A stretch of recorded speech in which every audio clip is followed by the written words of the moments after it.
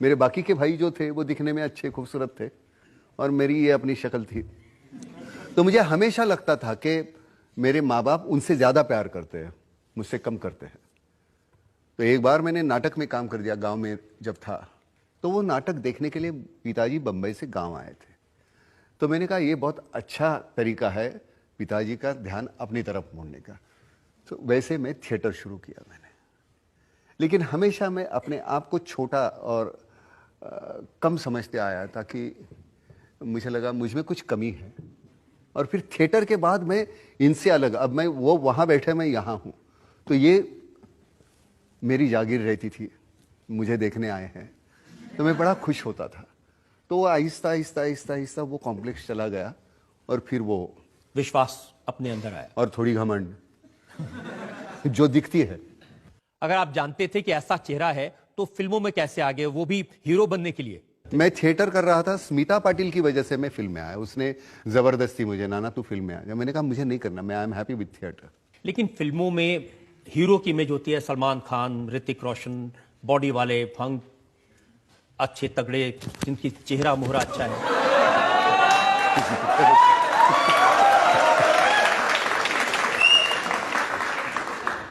आप जैसे दिखते हो वो रहेगा 1 मिनट 2 मिनट, 2 मिनट के बाद आप क्या करते हो।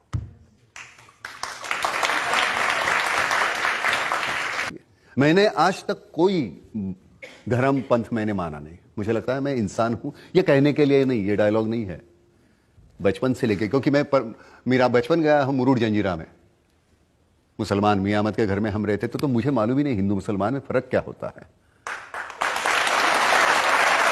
और सच में मतलब क्या होता है, क्रांतिवीर का सीन देखो, ये खून का जो है चलो थोड़ा ड्रामेटाइज कर दिया, लेकिन असलियत तो वही है, उसमें कोई मतलब ड्रामेबाजी ज्यादा है नहीं। अब उस तरह की हाइकी की फिल्म थी तो उसमें वो करना पड़ा, लेकिन मुझे लगता है कि ये है ही नहीं कोई फर्क। क्या फर्क हो सकता है? 13 साल की उम्र में आपको फिल्मों के पोस्टर पेंट करने पड़े? करता था, ताकि जो बिजनेस था हमारे पिताजी का वो चौपट हो गया। और फिर 13 साल की उम्र में हम नौकरी करने लगे, फिल्म के पोस्टर्स। 8 किलोमीटर चल के जाना, 8 किलोमीटर वापस आना, दिन के 16 किलोमीटर, 35 रुपया महीना और एक वक्त का खाना। लेकिन मुझे लगता है उन दिनों ने जो सिखाया वो मैं कहीं नहीं सीख पाता।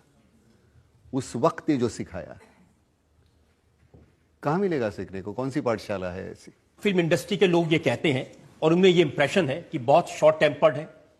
हाँ बिल्कुल, चिल्लाने लगता है, ये डांटने लगता है, लड़ने लगता है, झगड़ा करता है। वो स्क्रीन का, उसके पैसे मिलते हैं मुझे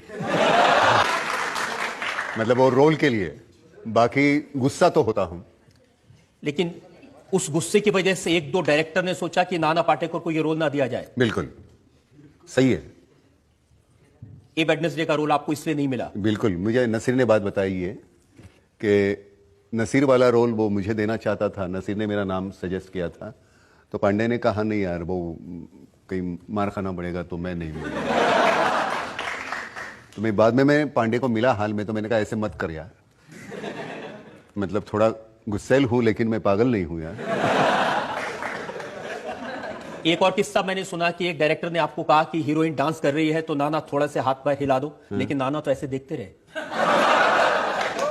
अब वो हाथ पैर हिला रही तो मैं वहां याद आया। इसलिए जो राइटर है वो भी आपके लिए ऐसे डायलॉग लिखते हैं कि अब याद है आ गए मौत का तमाशा देखने। हाँ। लेकिन ये पर्टिकुलर जो सीन कर रहे थे उस वक्त तबीयत ठीक नहीं थी, मैं अस्पताल में था और मेहुल कुमार ने तकरीबन 1-2-3 हज़ार का ऑडियंस बुलाया था। अब मैं ना आऊं वहां जाऊं तो इतना पेमेंट करना पड़ता, तो मेहुल कुमार हॉस्पिटल में आया नाना, तो मैंने कहा चल चलते हैं। अब सीन लिखा हुआ नहीं है, तो मैंने कहा एक काम कर, एक ही वक्त 5 कैमरे लगा दे और एक तो कैमरा चलते रहना चाहिए, तो मैगजीन्स तैयार रखना। मुझे मालूम नहीं मैं क्या बोलने वाला हूं और वैसे सीन हुआ है वो। वजूद एक फिल्म थी जिसमें माधुरी के लिए मैं एक तरफा माधुरी से प्यार करता हूं।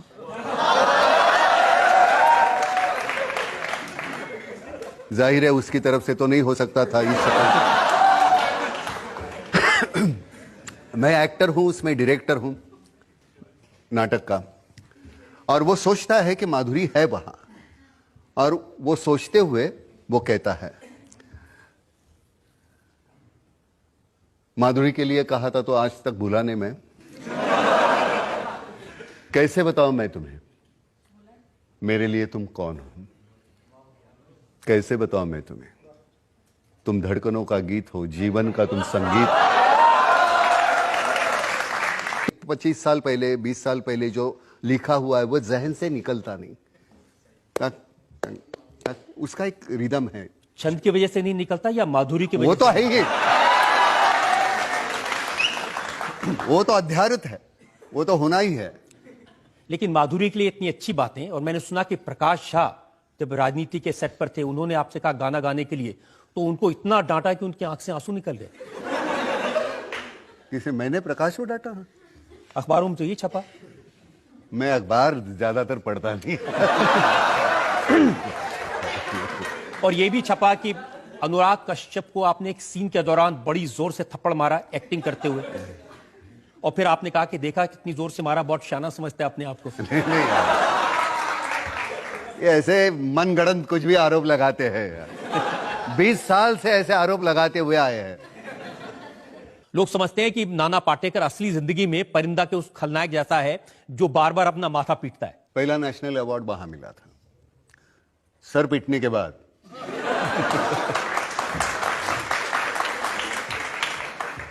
लेकिन असली जिंदगी में भी सर पीटते हैं या सिर्फ दूसरों का?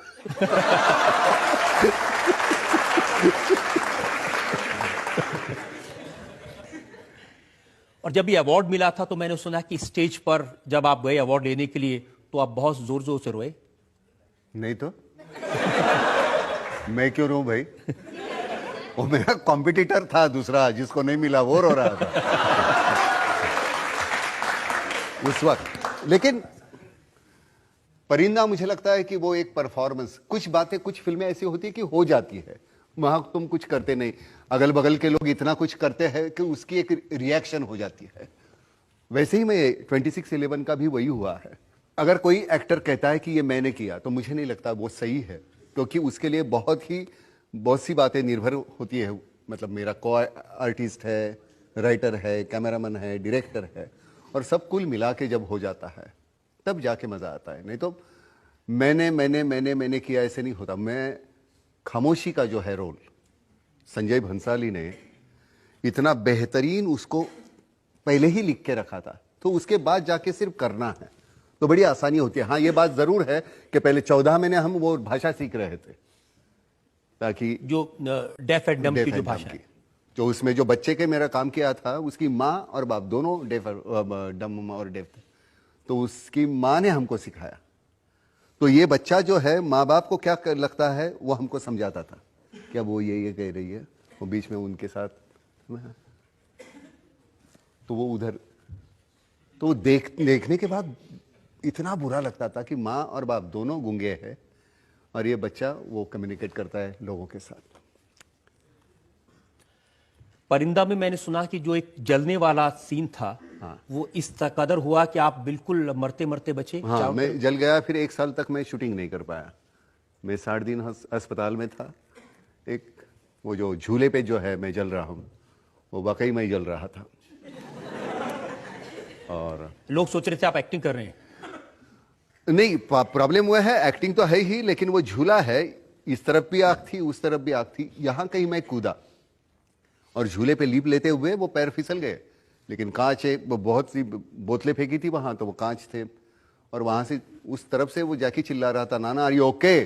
तो मैंने अपनी तरफ देखा तो मेरी वो सब ये स्किन जो है मेरे चप्पल पे गिर गई थी। तो मैंने कहा no, I am not okay.